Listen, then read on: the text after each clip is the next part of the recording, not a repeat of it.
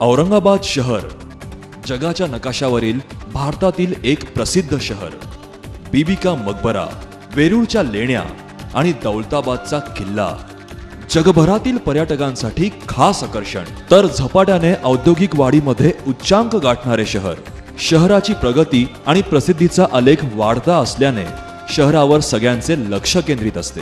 मात्र या शहराची वाढती लोकसंख्या आणि गर्दीमुळे शहरात मोठी कोंडी होत होती. कारण अरुंद रस्ते.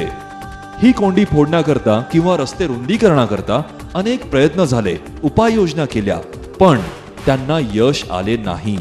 औरंगाबाद मनपाच्या काही आयुक्तांनी प्रयत्न केले, पण ते एका मर्यादेपर्यंतच. पण मर्यादा ओलांडून धडक काम करण्यासाठी मनपाच्या 21व्या आयुक्तांनीच पुढे येत जे काम केलं ते ऐतिहासिकच. औरंगाबाद शहरासाठी तात्कालीन नगरपालिकेने सन 1975 मध्ये विकास योजना मंजूर केली होती. त्यानंतर 1985 ते 1991, 2002 यावेळी ही शहर आराखड्यानुसार रस्ते रुंद करण्याचं प्रस्तावित होतं. पण मनपा धाडस करत नसल्याने अरुंद रस्त्यांचा आणि अतिक्रमणांचा त्रास वर्षानुवर्षे शहरवासियांना अनुभवायला मिळाला. दिवसेंदिवस वाहतुकीच्या कोंडीने शहराचा श्वास गुदमरतच राहिला. पण मनपा आयुक्त डॉक्टर पुरुषोत्तम भापकरांनी रस्त्यावर उतरत शहराचा चेहरा मोहरा बदलण्यासाठी कंबर कसली आणि शहरालगत वाढणाऱ्या हरित पट्ट्यातील अनधिकृत, बेकायदेशीर बांधकाम आणि प्लॉटिंगवर पहिला भापकरी हातोडा घातला. हरित पट्ट्यातील हे अतिक्रमण आत्ताच रोखलं तर उद्या शहराच्या मूलभूत सेवा सुविधांवर ताण पडणार नाही. ही काळाची गरज ओळखून डॉक्टर भापकरांनी धाडसी निर्णय घेऊन 21 डिसेंबर 2011 मिटमिटा भागापासून ग्रीन झोन वरील अनधिकृत प्लॉटिंगवर जेसीबी फिरवण्यास सुरुवात केली.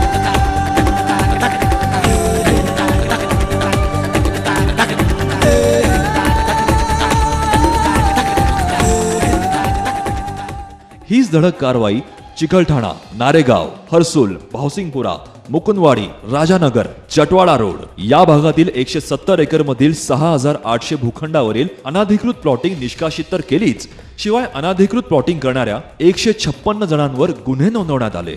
आणि या कारवाईनेच डॉक्टर पुरुषोत्तम भापकरांच्या धडाकेबाज आणि कर्तृत्व दक्षतेची झलक शहरवासियांना अनुभवायला मिळाली. पण डॉक्टर भापकर एवढ्यावरच थांबणार नाही याची कल्पनाही शहरवासियांना आली असणार. आणि त्याचप्रमाणे डॉक्टर भापकरांनी शहराचा कोंडलेला श्वास मोकळा करण्याचा निश्चय केला आणि शहर विकासाच्या एका नव्या पर्वाला सुरुवात झाली.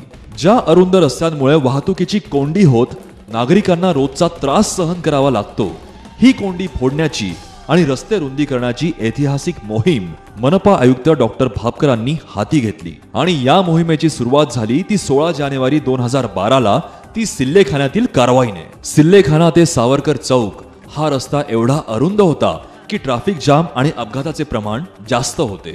आणि या रस्त्यावरील भूसंपादन सन 1985 मध्येच करून मालमत्ता धारकांना मोबदलाही दिला होता. पण तरीही अतिक्रमण हटवले गेले नव्हते. मात्र डॉक्टर भापकर आणि त्यांच्या मनपा अधिकाऱ्यांच्या टीमने पोलीस फौजफाट्यासह धडक कारवाई करत अतिक्रमण भुईसपाट केले आणि तब्बल 24 मीटर रुंदीचा रस्ता मोकळा केला.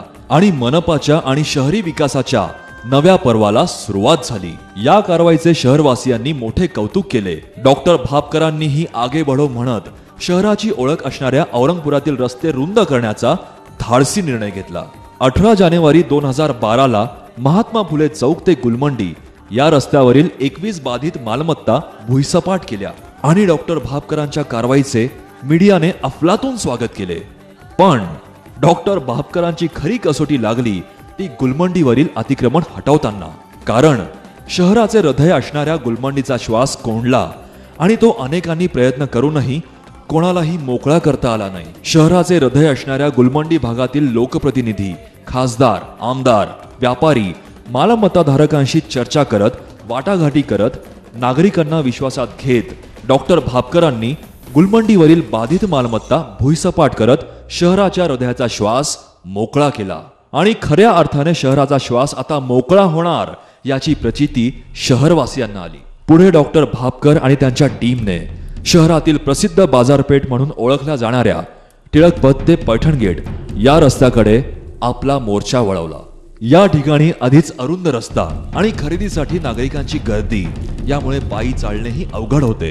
डॉक्टर भापकरांनी स्थानिक प्रतिनिधीसह व्यापाऱ्यांना विश्वासात घेत सल्लामसलत करत 18 ते 20 जानेवारीला जेसीबी चालवत हाही रस्ता तब्बल 30 मीटर रुंद केला. पुढे धडक कारवाई करत सराफा, पांदरीबाग ते अंगोरीबाग या ठिकाणी तर रस्ताच गायब झाला होता. येथेही अतिक्रमण हटाव पथकासह जेसीबी चालवत डॉक्टर भापकरांनी रस्त्यावर उतरत विकास आराखड्यानुसार 54 बाधित मालमत्ता निष्कासित करत रस्ता रुंद केला. पण आतापर्यंत ही मोहीम इतकी लोकप्रिय झाली होती की कारवाई जिथे सुरू आहे तेथे हजारोंच्या संख्येने बघ्यांची गर्दी वाढू लागली. आणि प्रसार माध्यमांनी तर या मोहिमेच्या यशस्वीतेबद्दल आणि डॉक्टर भापकरांच्या कर्तृत्वाबद्दल प्रचंड प्रसिद्धी दिली. डॉक्टर भापकरांच्या धडक कारवाईबद्दल काही वृत्तपत्रांनी तर त्यांचे नाव सिंघम म्हणून छापायला सुरुवात केली आणि डॉक्टर भापकरांची शहरात सिंघम म्हणून एक नवी ओळख झाली.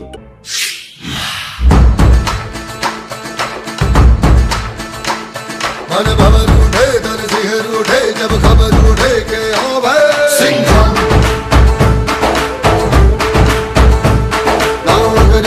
नाव अगर चले बस कहर चले जब ओ भाई सिंघम. या कामाबद्दल लोकप्रतिनिधी, महापौर, पदाधिकारी आणि नगरसेवकांनी डॉक्टर पुरुषोत्तम भापकर आणि त्यांच्या टीमचं सभागृहात शानदार अभिनंदन करत स्वागतही केलं.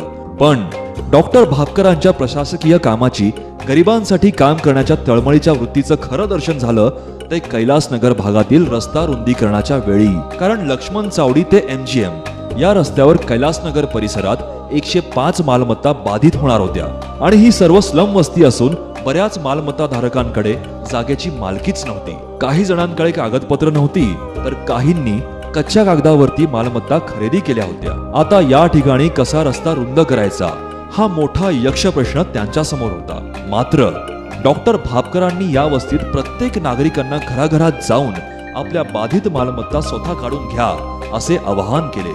मी तुमच्यावर अन्याय होऊ देणार नाही असा विश्वासही दिला आणि अनुसूचित जाती, नवबौद्ध या घटकांसाठी घरकुल देण्याचाही मार्ग काढला.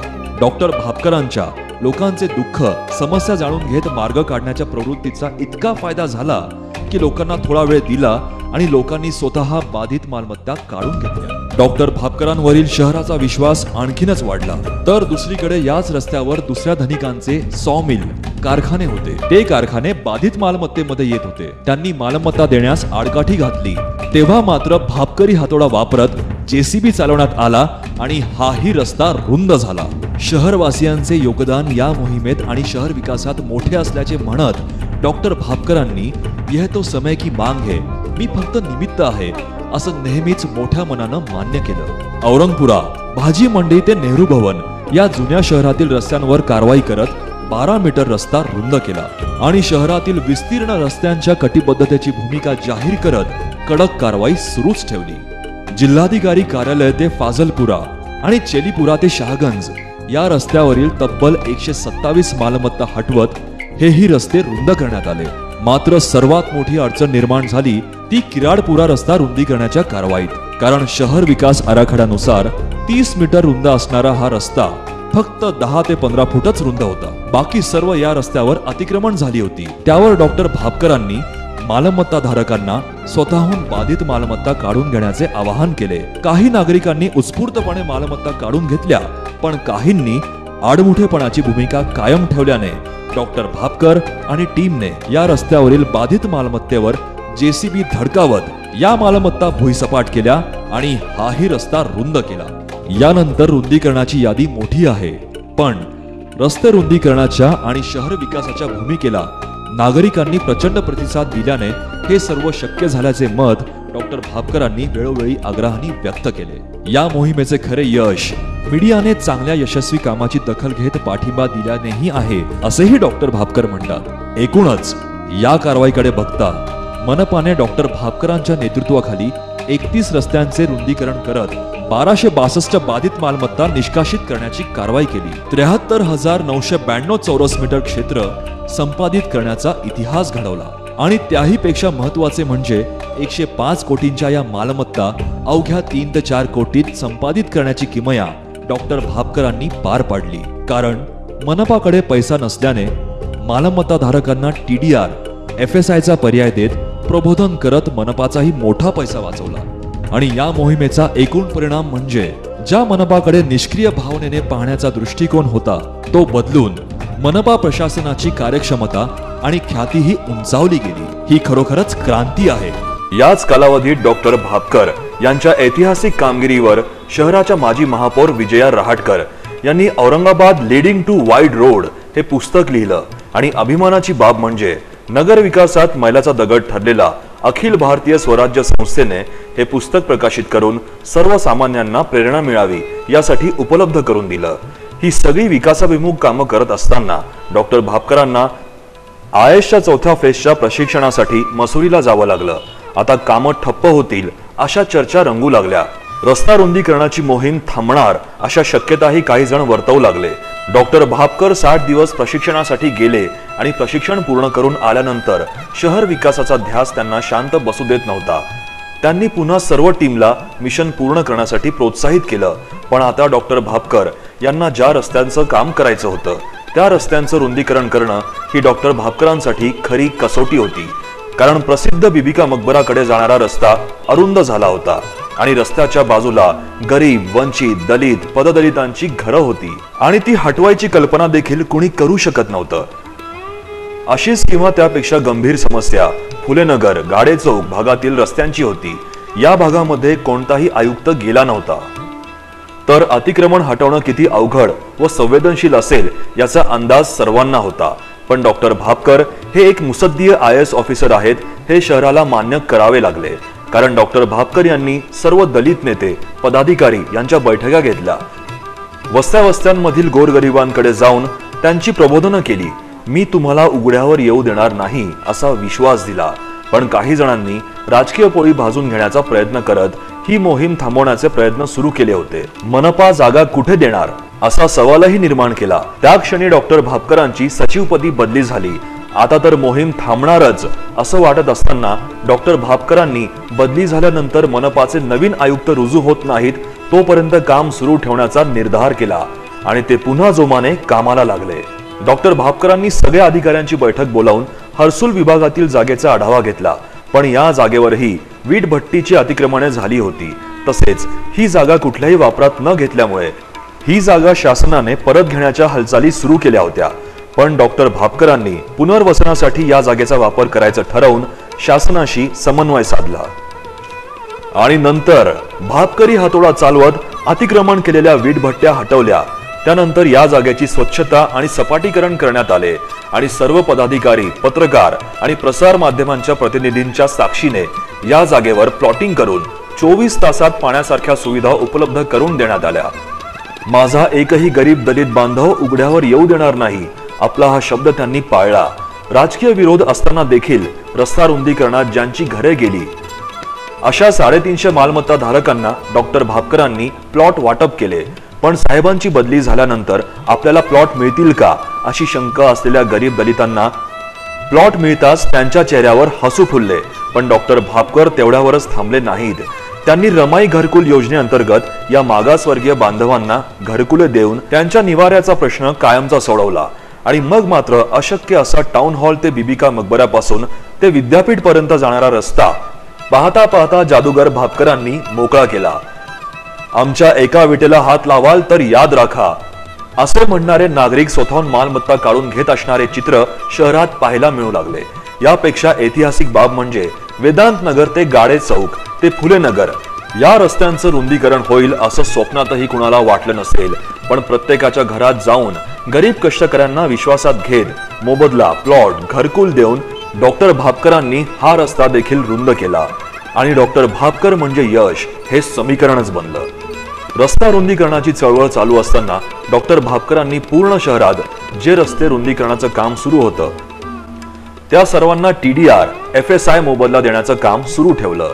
नागरिकांना मोबदला देताना येणारा प्रत्येक प्रॉब्लेम स्वतः लक्ष घालून सोडवला.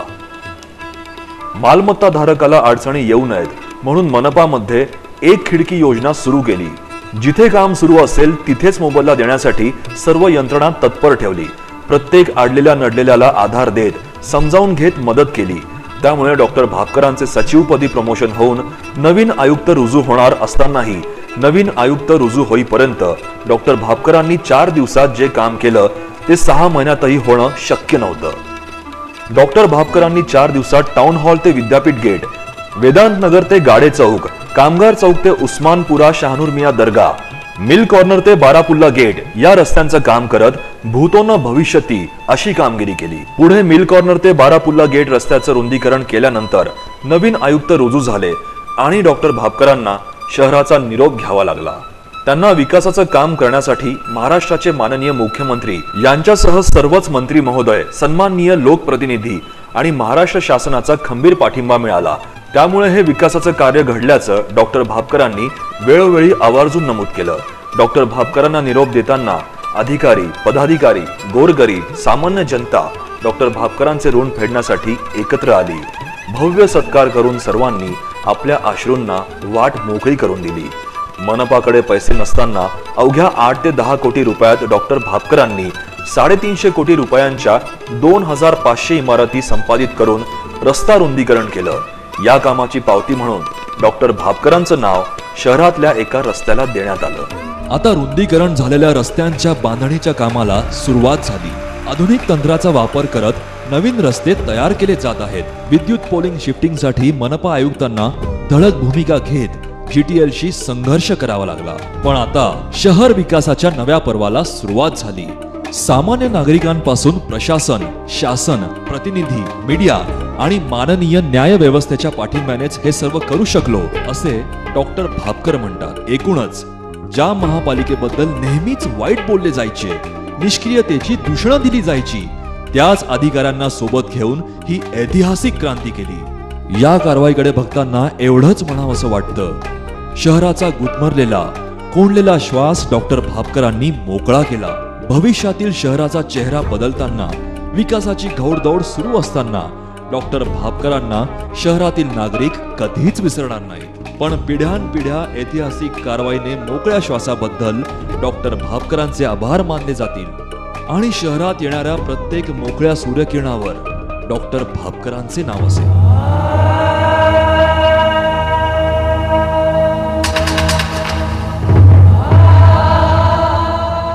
उसळू दे डोंगर, उसळू दे सागर, रोखण्यास अधीर झाले माझे दोन्ही कर. दुःख आणि दारिद्र्याला नसे इथे वाव, सोसले मी घाव घाव, जागविला ऐसा गाव. देव नसे देव्हाऱ्यात, देव नाही देवळात, शोधतो मी सदा त्याला फाटक्या झोपडीत.